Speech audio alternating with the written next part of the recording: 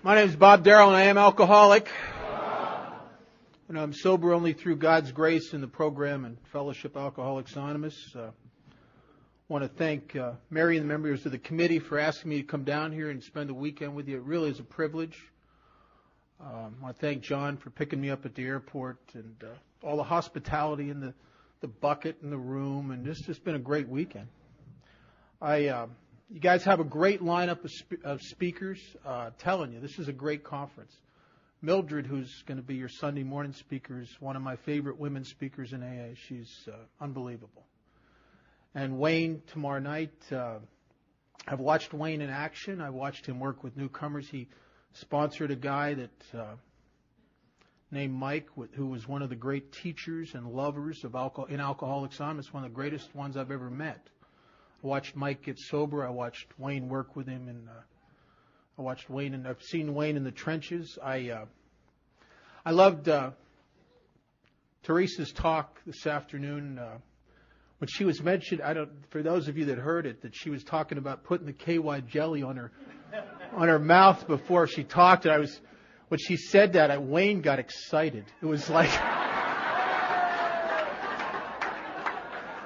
and I could tell. He got excited. I was sitting behind him and the top of his head got red.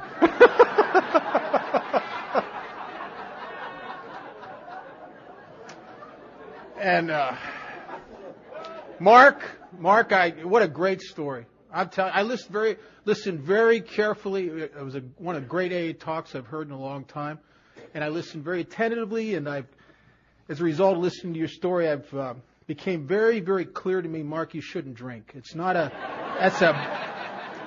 bad deal for you, man. I'm telling you. I'm glad you're in AA. And I'm glad I'm in AA. Don't know why I'm here sometimes. My parents were an alcoholic. We've gone through the phase the last 10 years where it's been fashionable to almost talk about your childhood, almost with a subtle implication that I'm alcoholic because my parents were alcoholic or I was abused. But my parents weren't alcoholic. I never saw them drunk or even drink that I can remember, really. They never abused me. They just loved me. They were always on my side.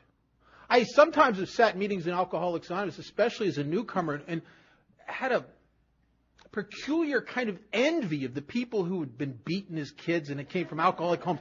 At least they had somebody to hang their weirdness on, But there's nobody to blame me on except me. I mean, I was it. I came from a family that loved me and they were always on my side. And I tell you, I think that I look back over my childhood and I think I had alcoholism before I ever took a drink. I think I was like a freeze-dried alcoholic waiting for alcohol. And I believe that because I had an inclination for self-involvement and self-focusedness even as a little kid. My mother used to say, Rob, you're full of yourself. And I didn't know what she meant until I got into AA. I look back over my childhood. The only thing I can really remember is me. I remember all about me. I can't tell you too much about my sister or my mother and father unless it had to do with me. I mean, I was it. I was the center of the universe even as a little kid. If you're new here, I really want to welcome you to Alcoholics Anonymous. Not to embarrass you, how many people are in their first year? Oh, wow, whoa, oh,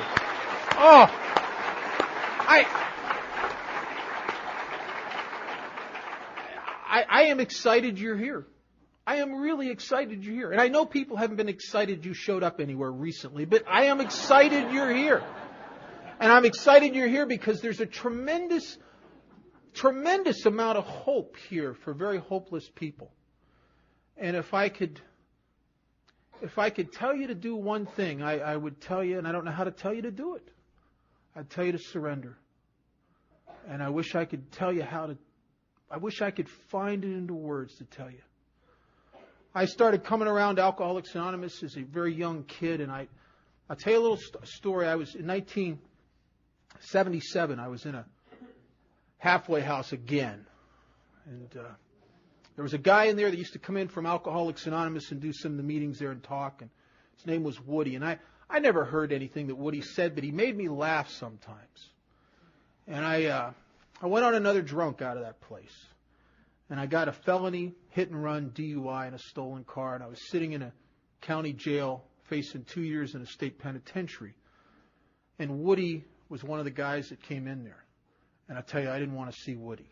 Because Woody was one of those enthusiastic, happy members of Alcoholics Anonymous, And I don't want to see anybody like that. And I saw him, and I'm always properly ashamed of myself. And I go up to Woody, and I said, "Oh, I'm so sorry I slipped, and I let all you guys down, and all this stuff." And I said, "I don't know what I'm going to do. I can't get out on bail, and I'm facing 2 years in the prison, and there's nobody left, and my life's a mess."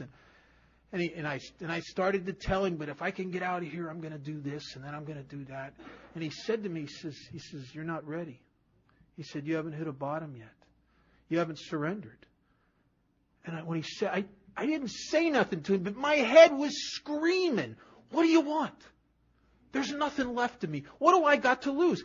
My family hasn't talked to me in a couple years and will not have anything to do with me. There's no one left in my life that cares about me. I'm facing 2 years in prison. I've been homeless for a couple years. There's nothing. And you're saying I haven't hit a bottom. What do you want? What do you want?" And he was right. I hadn't hit a bottom. I hadn't lost the one thing that a guy like me has to lose. The one thing that keeps me from surrendering. And I didn't know what it was for a long time. It's not the house. It's not the job. It's not the self-respect. Lost my self-respect years before I got here. Doing sleazy, disgusting things to get $1.29 for a bottle of Richard's Wild Irish Rose. It's not guilt. It's not shame. I just lived with that for all the things I did to my family and the people that cared about me. What is the thing I have to lose? It's my judgment. It's my opinion of what's good for me and what I need. And I couldn't give it up because I was so afraid. I couldn't give up my own self-concern. And it kept me from getting everything that you people had. I'm the kind of guy, I go on a run. Alcohol will take everything out of my life, strip me to the bone. And I'll end up in a meeting of Alcoholics Anonymous. The first thing I get back is my damn opinion. And Dr. Tebow in AA Comes of Age talks about the amazing recuperative powers of the alcoholic ego. That guys like me can be laying in the gutter or just crawling into a detox somewhere, begging people, "Please help me, I'm dying, I'll do anything. I don't know anything, lead me, show me, teach me anything, please." And 3 weeks later, I know what's wrong with everybody. I know what I need. I know what's wrong with what you're suggesting. The recuperative powers of that ego, it's like a bad tumor that just grows back over and over and over and over and over again. And in 1977,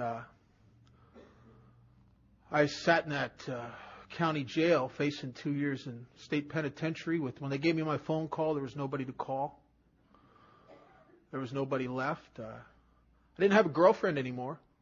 Not that I didn't want one.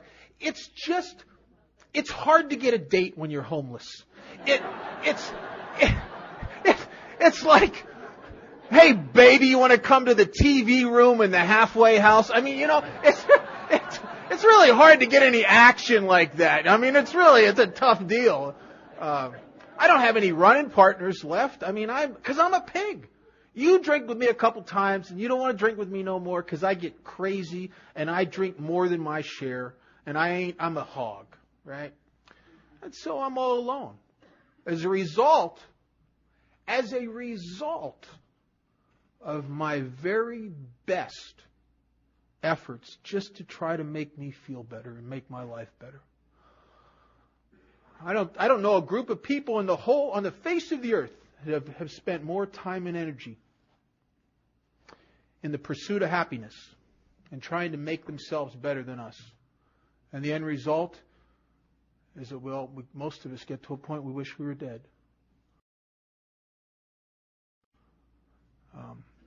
I got sentenced by a judge to 2 years in a state penitentiary. I almost didn't hear what he said next, because when he said that, I thought I was going to die. I don't jail well. I mean, I really don't jail well. I don't like it. I tell you, some people do. But I've never done any hard state time, any long state time, but I've done a lot of county stuff, and I hate it. I hate having to pretend like you're a tough guy and put on that gorilla outfit on the outside when the real truth, the real honest raw meat inside of me is I'm a pathetic, scared little boy inside, trying to act like I'm tough. And so I got to sucker punch people to show them I'm not afraid. I hate living like that. I hate it. And when that judge said 2 years, I thought, I can't do it. I'm going to die. And then he said something I almost didn't hear. He said, we're cutting you a break and we're going to stay the commitment. I didn't know what that was. He said, you're committed to 2 years. And he said, we're going to put it on hold. We're not going to carry it out. The PO department found a place that would take you called the Ark House. And it was the only place that would take me. I'd burn out. I'd been through every other rehab. They didn't want me. They had my action already. And they didn't want me in this one place. I went back and visited there a couple times since I've been sober. It's not really a rehab. It's kind of like the bottom of the food chain for rehabs. I mean, it's like, it's almost a mission. I mean, it's down on Skid Row in Pittsburgh, and it's run by a member of Alcoholics Anonymous, Chuck, and he's sober a long time, and they house like a whole bunch, like a couple hundred guys like me that are just at the bottom of the barrel. And I went in there, and because this judge told me he was going to cut me a break, and I'll tell you something. I went in there, and I really, this time I was determined I'm not going to drink no more. You see, I've had this illusion all my life. And the illusion was, okay, I know I really got to cut this crap out. It's killing me. And the illusion is that one day I'll get to a point where I'll want to straighten up bad enough, and then I'll be able to. And one of the horrifying things about alcoholism is guys like me, we get to the point where we want to straighten up bad enough, and I can't. I can for a little while. I can for a couple months. But abstinence to me feels like I'm doing time. And I'm the guy that Silkworth talks about in the book. I'm restless, I'm irritable, I'm discontent. I'm prone to deep depression sober. I get my life just on me, and I can't get it off. I had a therapist tell me one time, the problem is, Bob, you're just not in touch with your feelings. And I thought to myself, if I was any more in touch with my feelings, I would kill myself. The problem is I get my feelings on me like that creature in that movie Alien that attaches itself to your face, and I can't get anything off. And I drink again, not because I'm not in touch with my feelings. I drink again because I'm consumed with my feelings. And I have 5 shots of Jack Daniels, and it's like, and that thing just,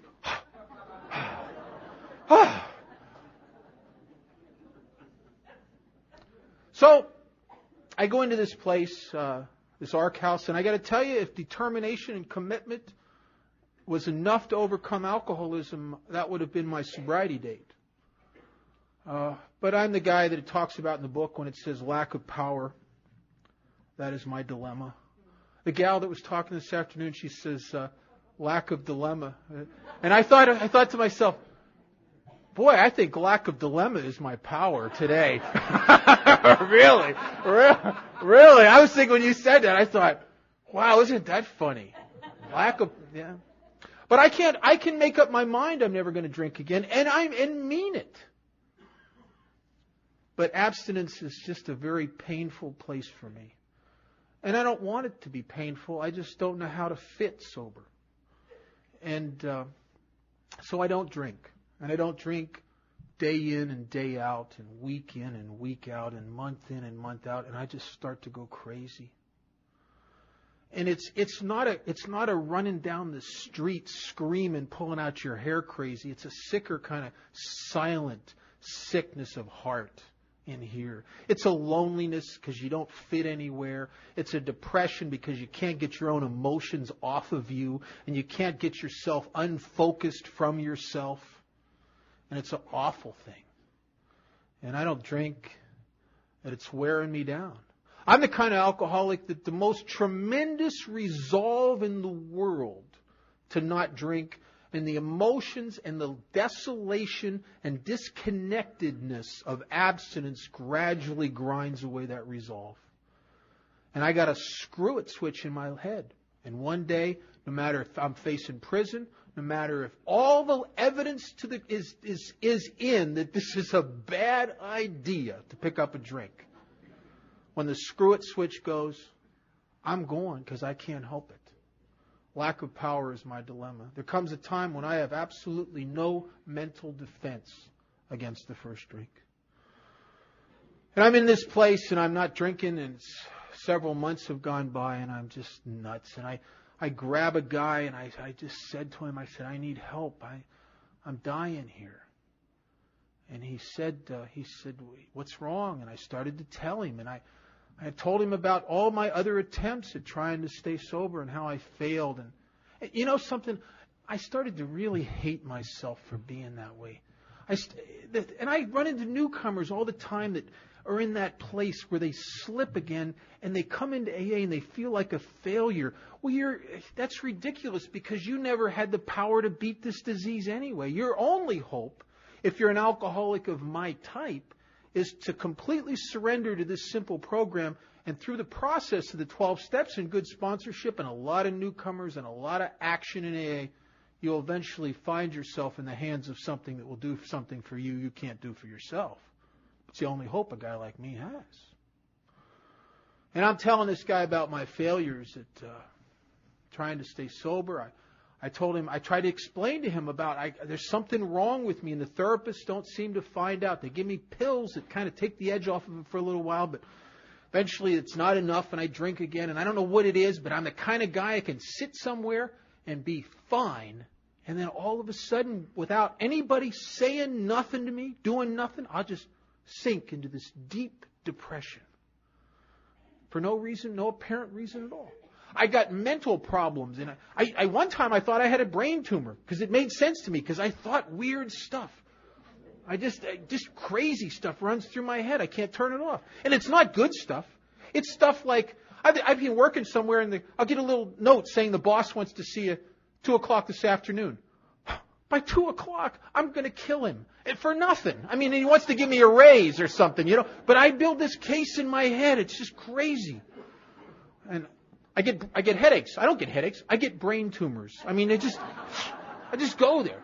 I make leaps and bounds in logic that normal people wouldn't even go there. I mean, and I tell him about that. I try to explain, I think I'm crazy. I can't stop this thing in my head. The only peace I ever had was about 5 shots of whiskey or a pint of wine. And it would just kind of cool it down a little bit. I can't work. I get good jobs, interview well. Just can't seem to hold a job. I don't know why. I don't understand that you take alcohol away from me. I get restless, irritable, and discontent. And part of the irritability is that I either get so withdrawn from life that some psychiatrist thinks I'm clinically depressed because I go in here so deep and get so disconnected from you because you threaten me. Or I react the opposite, and I get on the muscle with people, and I get to be one of those, just real jerk guys, that's always jumping on people's cases and imagining you're thinking stuff and questioning about it, and jumping, So I can't hold a job. I'm the guy that they're telling me stuff like, you're a hard worker, Bob, but you're not a team player. I said, yeah, not. I knew I'm not. Give me a pint of Jack Daniels, I'll lead your goddamn team. But sober, I don't know how to fit. I don't know how to be like these people. I stopped drinking, and it's almost as if there's this like invisible, unsurmountable, impenetrable wall between me and the rest of the world that I can't seem to break through. And it seems like everybody on the other side of that wall is connected to each other, and they're a part of, and they're all that stuff. It's a sense, it's like all of you, and then there's me, right? And I think alcoholism, the ism is I separate myself, and I don't know how to not do that. I don't understand that I have a spiritual illness that condemns me to live in a lonely state of separation, left untreated. I don't know that. I don't know that I have an insistent yearning for the effects I'd once found in alcohol, because alcohol gave me an illusion of community and unity. It connected me to people. Even though at the end it didn't work like that. At the end I was just as alone and pitiful and pathetic and full of self-pity drunk as I was when I was sober. But there was a time. There was a time. There was a time when alcohol was the most effective treatment for the illness of alcoholism I've ever found. You all know those times, walking into a bar or into a party or something, just that loneliness, you're stuck up in your head and you can't talk to anybody and you're full of anxiety and anxiousness, and 5 shots of whiskey, man, you come out and play. You can talk to people. 8 shots of whiskey and you just kind of love them all. I love you, man. For a guy who lives most of his life in desolation, hey, that's the best I ever got. That's the best sense of community I ever had. That's the best moving away from the loneliness I experienced I ever had. And I'm telling this guy all this crap, and we're in the dining hall in the basement of this bank in the north side of Pittsburgh that had been converted to this rehab, and I told him about the 2 years and all the other stuff, and he reached in his coat pocket, and he pulled out his business card, and he gave it to me, and he said, Bob, if you'll put those steps in your life, and he pointed to the steps on the wall, and he says, I'll help you. It'll solve all these problems for you. And he gets up, and he walks way to the back of this big room to get a cup of coffee, and I sat there, and I'm looking at these steps, and I'd looked at the steps hundreds of times, I suppose. I'd been in a lot of meetings of Alcoholics Anonymous. I know what it's like to sit right in the center of a meeting, well, actually in the back wall, and die of alcoholism. I know that. I have been there for years. But I thought to myself, man, I'm going to read these again. I know that, okay, he says steps. And I start reading them, and the more I read them, the more aware I become that this guy hasn't heard anything I've told him. There's nothing in those steps that relates to my problems. And it's not that I was philosophically opposed to them. I thought that's a nice stuff. I mean, hey, if I ever got my life together, I could do that. I might join a gym too. Who knows? But I got immediate problems here. I need a set of steps like, step 1, make Bob's police record disappear. Step 2, bring her back, properly ashamed of herself. Step 3, give him $1,000. I mean, that would have increased my sense of well-being tremendously for a week. Get my parents to realize how wrong they'd been about me. But turn your will and your life over to God. Oh my God, not that. I mean, that's good for you, good people. That's a good thing. But I knew about God. The book says, in step 2, it says the first thing I got to do is get rid of all my prejudices. I had a lot of prejudices about God. I didn't even know I had them. Just preconceived judgments and notions and a sense of God based on stuff I heard as a kid. And I'll tell you, one of the things I heard is that God existed to judge me. That's what he did.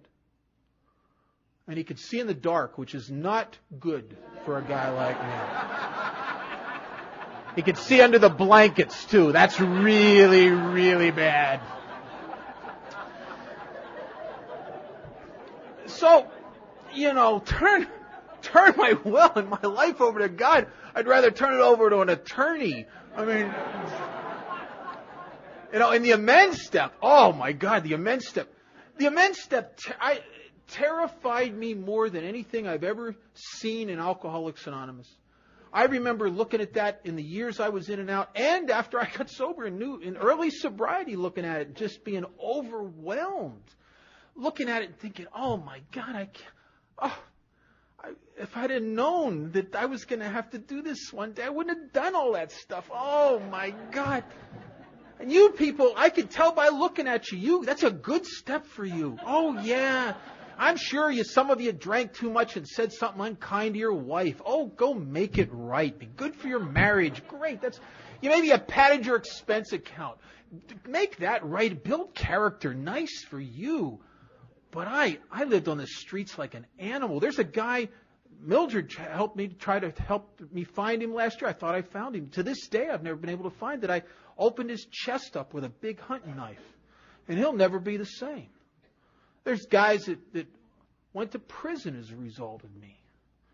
Because I got stuck between a rock and a hard place and I was facing 10 years of prison, and to walk, I dimed him out. How do you make amends to somebody like that?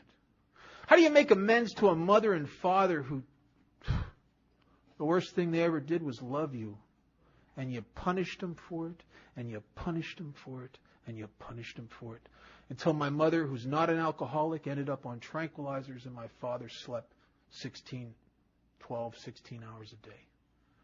He couldn't take it anymore. He loved me very, very much, and he couldn't take what had happened to his son. And the sad part is he blamed himself.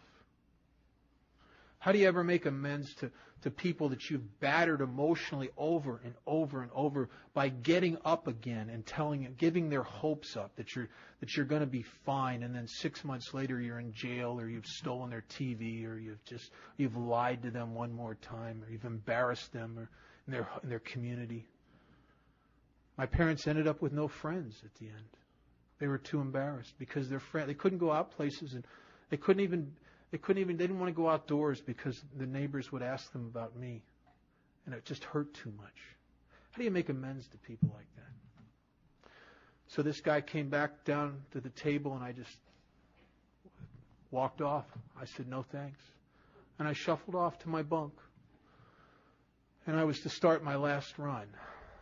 Didn't know it would be my last run. I started the last run, and I'm the guy Silkworth talks about. I pick up a drink, the phenomenon of craving kicks in.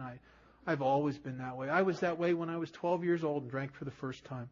I have never had a social drink in my life. I'm always the guy that once I start, I can't stop. I have a physical allergy to alcohol. It expresses itself in a phenomenon of craving. And I didn't know that for a long time. I know it today. And Silkworth says any picture of alcoholism that ignores the physical is incomplete. And I'll tell you something. You could be sober 30, 40, 45 years. So I got 45 years drink. And that phenomenon of craving waits for you. It is part and parcel of who I am. And it will always be there. And I got that thing. I've never had a social drink in my life. I've never had the experience of being in a bar drinking for an hour or so and had a bartender say, hey, Bob, want another one? Sit there like a non-alcoholic and go, no, this is just right. It's never just right. But you know what happens to me? I get close to just right. I get so close, it makes me crazy. I get a sense that maybe on the next drink, I'm going to be there. And I drank with a sense of urgency. I drank quickly. And I always drank that way. If you're sitting here and you're new, and you're not sure if you're an alcoholic, hang out here. Listen, hope for identification.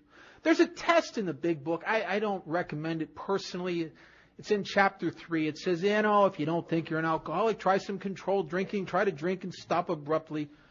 I don't recommend that test because I would never want to have it on my shoulders that if you take the test and the phenomenon of craving was stronger than you ever imagined and you got so drunk that you were out of it and got in a car and killed yourself, somebody else, man, I'll tell you something, I would feel bad that I was the guy who told you to take the test. So I don't recommend the test. And then for another reason, I don't think it's a viable test really for an alcoholic who has the kind of mind I got. Because if you think about it, okay, I'm going to take this test. I'm going to go into this bar to see if I'm an alcoholic. I'm going to have 2 drinks. That's it. Go home. Don't smoke nothing. Take nothing. 2 drinks. That's it. Well, about halfway through the second drink, it's going to become real clear to me that this is not a good test day. It's a good test.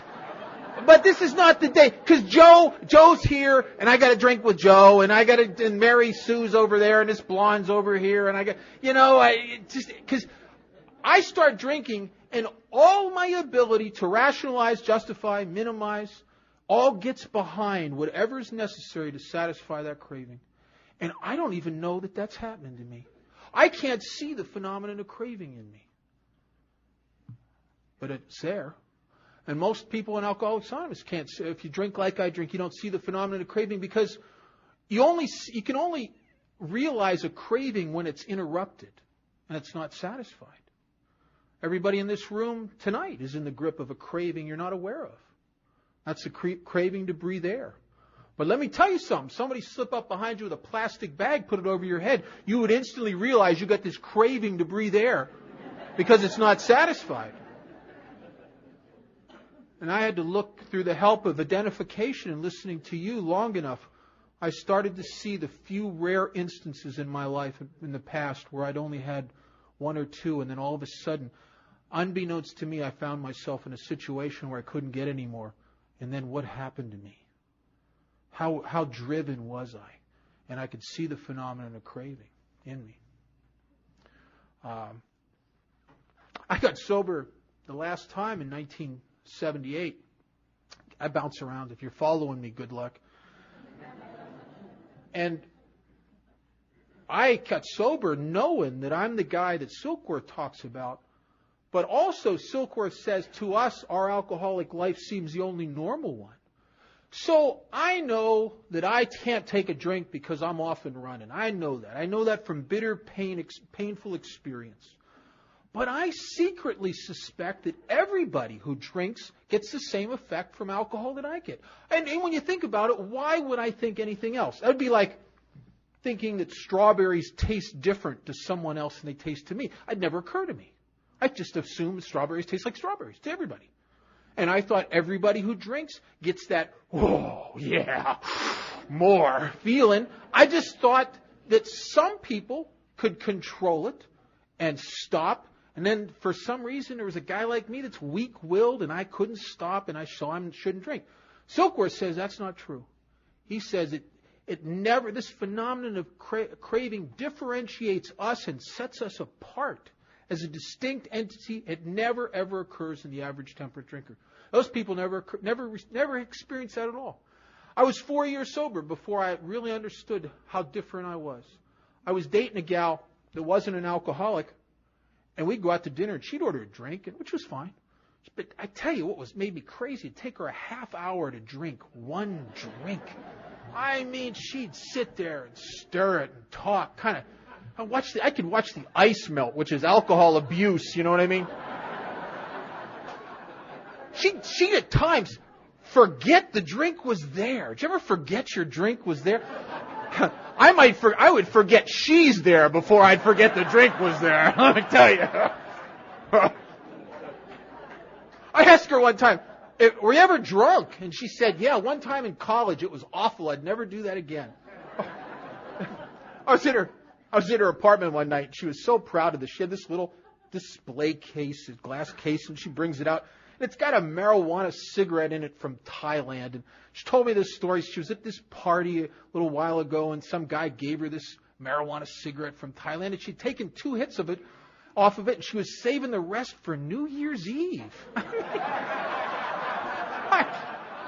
I mean, you could die before New Year's Eve. That's, God help her, it's not her fault. She seems to have been born that way. 2 times, maybe 3, the whole time I dated her, I saw her have 2 drinks, but I never saw her finish it, the second drink. One time at this Andre's, this French restaurant, we were there for like almost 2 hours eating dinner, and she'd ordered a second drink, and another time at a cocktail party for her work. But she'd get about 2/3 halfway through the second drink, and she'd always lay it somewhere or push it aside. She'd say, I don't want any more. I'm starting to feel it. It'd be easier for me as an alcoholic to have sex, and after 2 or 3 strokes, say, I don't want any more of that. I'm starting to feel it. than to do that with 2 drinks. And I started to realize, by contrast of experience, that alcohol really affects her different than it affects me. She takes 2 drinks and she gets a feeling like she's losing control. I take a couple drinks, man, I get a feeling like I'm getting control. I got a feeling like I'm almost on the threshold of completeness here. And I can never get enough. So I took a drink coming out of that halfway house because I couldn't stand it anymore. And the party's over. I drank for relief because I couldn't stand it anymore. I was so depressed and so lonely. And I started drinking, and it was just like the last drunk before that. I was still just as depressed and just as lonely and full of self-pity. And I'd entered into a stage of alcoholism that is very bleak.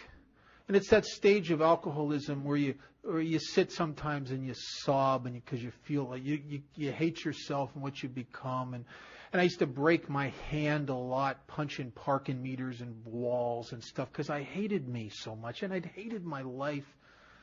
And I just to sit in those bars or sit in that park with a bunch of guys drinking wine, and it's just that separation. And it seemed like they all were having a good time, and then there was me. And I couldn't jumpstart that thing inside of me that allowed me at one time to live that glorious life of conviviality that alcohol once had given me. And the party was over. And I knew it. And I'm facing 2 years in a state penitentiary, and I know that I can see my life so clearly in this stupor I'm in that I'm going to drink and get sober, and sobriety is painful and desolate. And then I'm going to drink, and drunkenness is disgusting and lonely until I forced back into abstinence, and I'm going to go from one state to the other. And I just thought, I don't want to do this no more. And I took my bottle of Richard's Wild Irish Rose and I staggered out onto this bridge in Pittsburgh, and I was standing there looking down on these railroad tracks about 100 feet below, and I'm there because I just want this to stop. I just don't want no more. I'm like the rat. I don't want any more cheese. I just want out of the trap.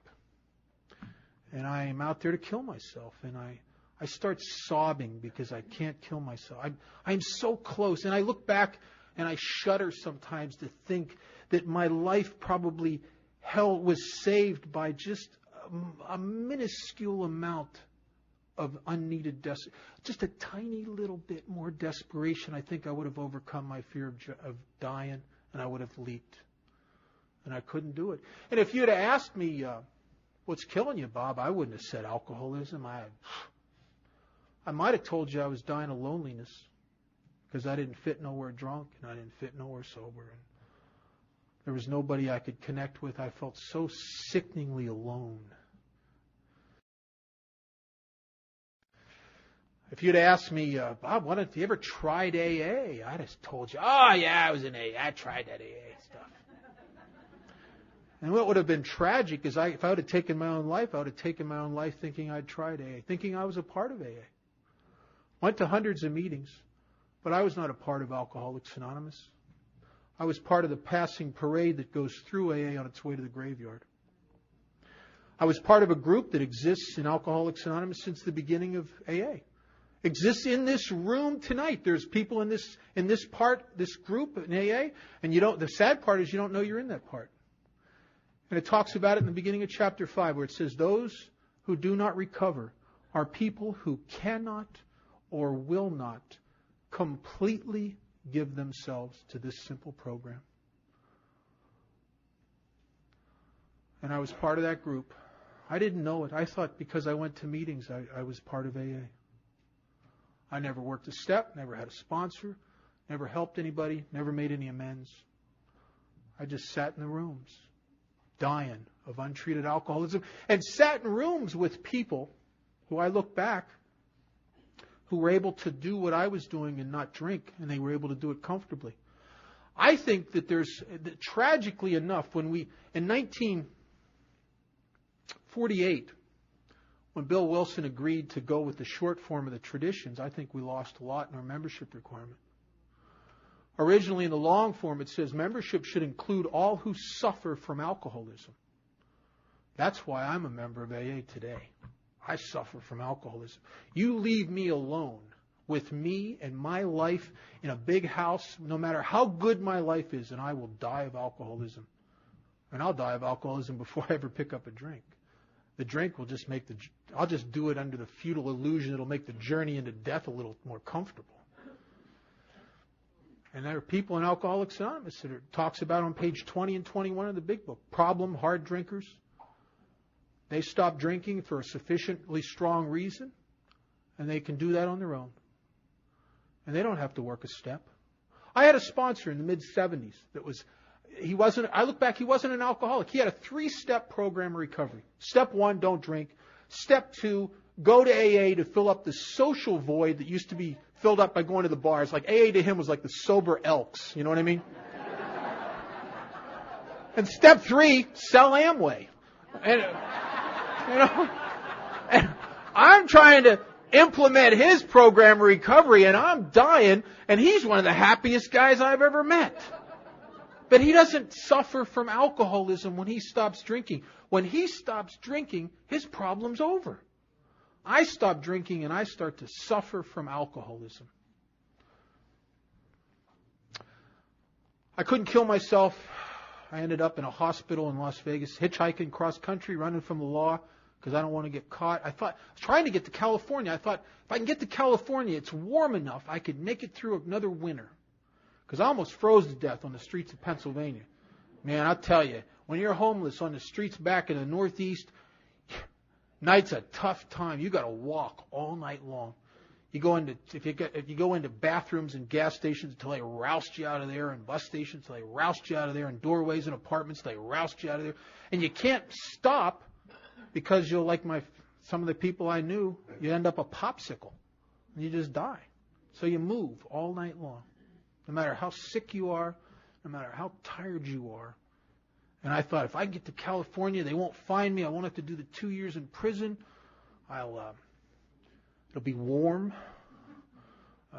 Maybe some movie starlet will drive by and see me and realize that I'm the guy she's always been looking for, and take me to her mansion in Beverly Hills and have her maids and butlers clean me up and be rightfully restored to the life I've always known should have been mine.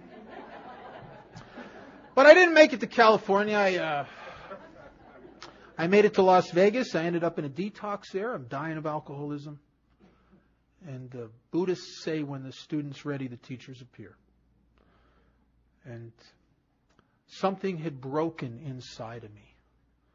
And later, when I heard a guy named Chuck Chamberlain speak, I understood what had happened to me. I didn't know that what had happened is I had surrendered. But surrender, even though it's, as Chuck used to say, was a solution to alcoholism, like every other solution in God's universe, it has a tendency to evaporate. And I thank God that I fell into the hands of some people that used to bring meetings into that hospital that were the fanatic doers in AA. And there's 2 groups of people in AA. There's those who do and those who judge. And the doers are too busy to judge, and the judgers are too busy to do. And one group and I fell into the hands of some doers. And they got me real involved in Alcoholics Anonymous and took me to book studies and meetings and had me going on 12-step calls when I was brand new. I thank God I didn't run into these people that say things like, well, you should have a couple years before you do that. I'd have died of alcoholism. I'm telling you, I had to start taking actions immediately that, unbeknownst to me, would relieve me of the bondage of self. I would not have been able to stay physically sober in Alcoholics Anonymous without a good meeting habit, without a prayer habit, without service and 12-step work, and without a sponsor. I wouldn't have survived my alcoholism long enough to implement those steps in my life. I wouldn't have. I got a short fuse. Now, I think alcoholics all have a fuse, and some guys' fuses are really long and some of them are really short. My friend Billy, he went 7 years with the benefit of step none and didn't drink. Now, Billy is like the John Wayne of alcoholism. I mean, takes a tough guy. Now, I want to be like Billy. I'd like to be that tough guy. But the truth is I'm not. The truth is I'm weak and pathetic. And I'll tell you the guy I am. I saw this movie when I was a kid where they caught this American spy, the Russians, and they were going to torture secrets out of this guy, right? And they had him strapped naked to this chair, and they had these electric wires that sparked, and they were putting them on his private parts, and the guy was withering and screaming in pain. And they did to this guy, they did that to him hour after hour, day after day, and finally breaks down and tells them whatever they want. Well, I'll tell you the guy I am. I'm the guy you just show the wires to. Right?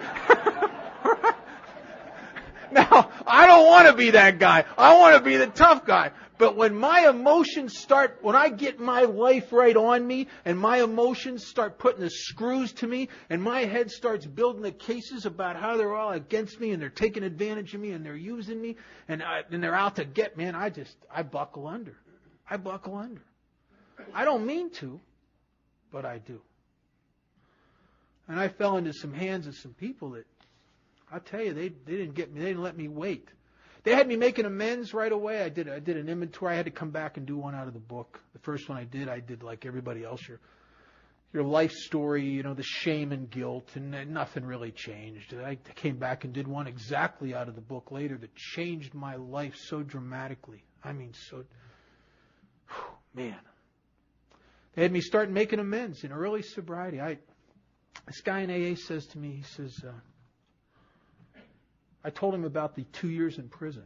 And he says, well, you're going to have to contact the courts back there and volunteer to come back there at your own expense and do the 2 years and any tack-on time that they want to give you. And I thought, what?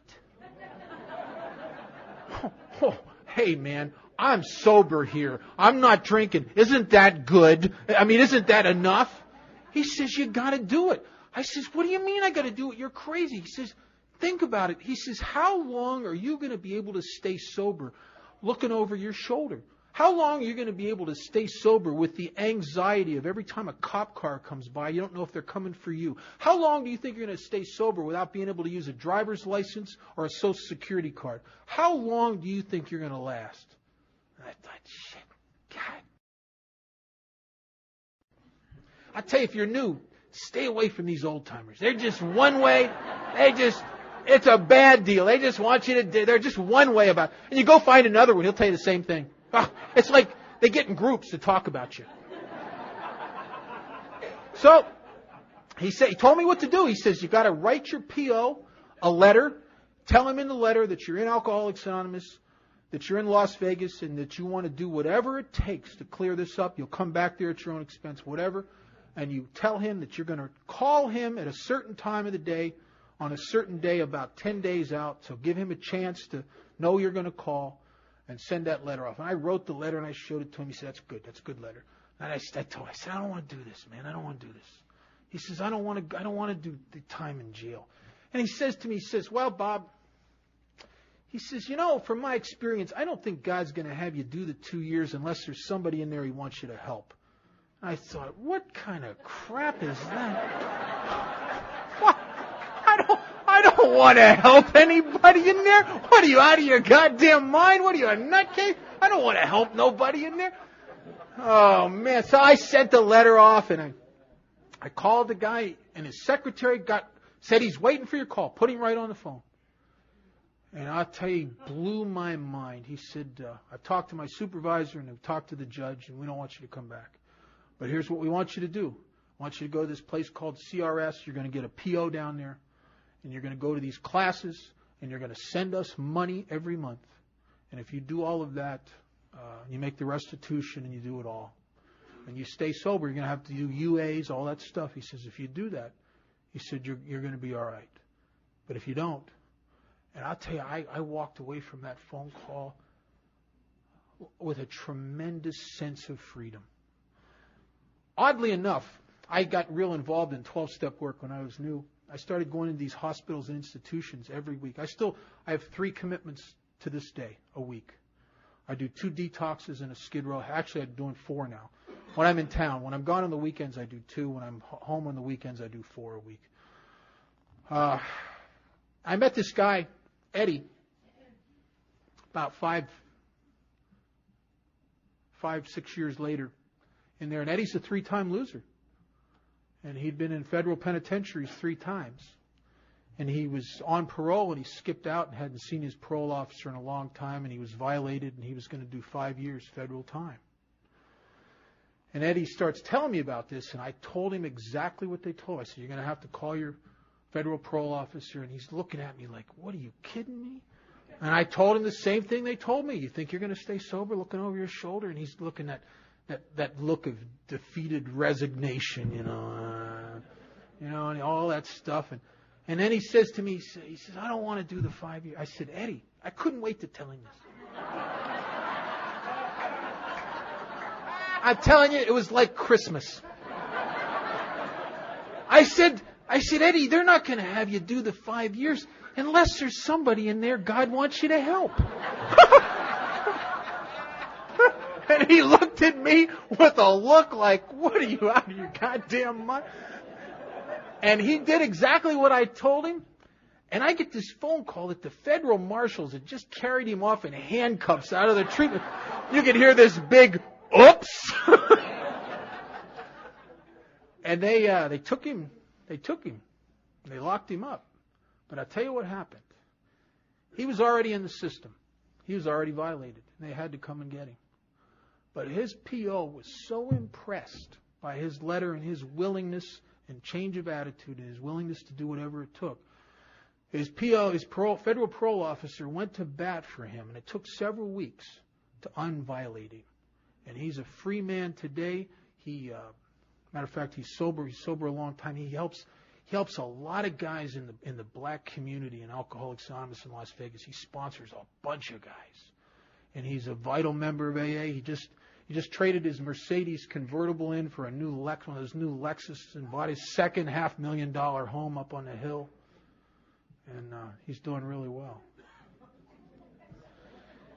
And now if you're running from the law, I'm not going to promise all that crap. But I'll promise you one thing.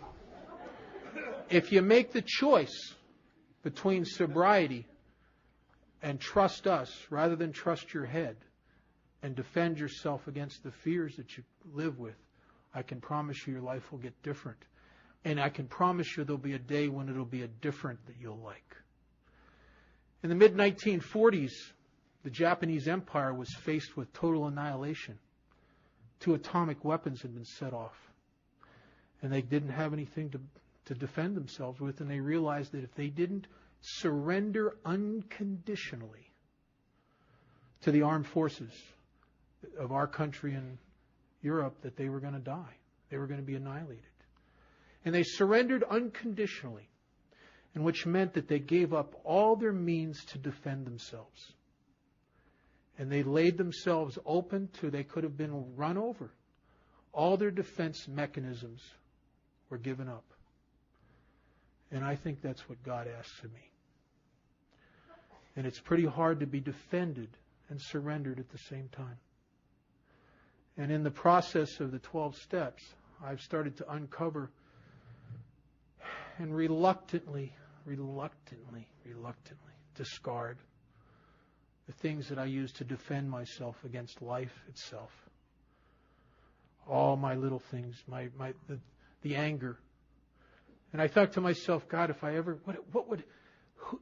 really gave it up, who would protect me when I'm threatened? Who would stand up for me? Maybe God would. If I really gave up my lust, God, what would happen then? Whew. Would that be something like Viagra could overcome, or what? I mean, what if God really removed that?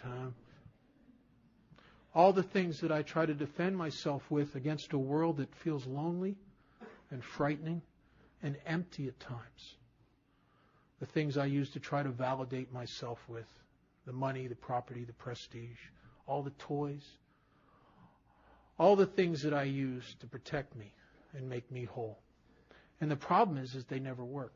If they worked, I would be the major advocate. I would say, hang on to all this stuff. It'll make your life great. But what really happens to guys like me is I shoot myself in the foot over and over and over again trying to defend myself. Over and over again. I belong to a group that if you ever come to Las Vegas, called the Specific Group, not to be confused with the Pacific Group that Wayne's a member of. And we meet, our main meetings are Thursday, big speaker meeting. Wayne spoken there and Mildred spoken there. We have a step workshop on Tuesday nights. We take meetings into institutions Mondays, Tuesdays, Wednesdays, Thursdays, Fridays, and Sundays. And if you ever come to Las Vegas, I hope you look me up and you come to our group. If you're new here, I want to tell you something that will sound kind of peculiar. If you're sick enough of yourself and you're desperate enough and you've tried absolutely everything to beat this and you're still dying, if you will find a sponsor who's grounded in the big book of Alcoholics Anonymous, and you will work that process, and you will devote your life to helping God's kids, I will promise you something. I will promise you that no matter what happens in your life, no matter whether you're rich or poor, single, married, whatever, that there will come a time and a day when you'll be able to look around you in your neighborhood, in your family, in your job, and in your AA group, and with all your incompleteness and defects of character, you still will not be able to find one person on the face of the earth that you would rather be than you. I want to thank you for my sobriety.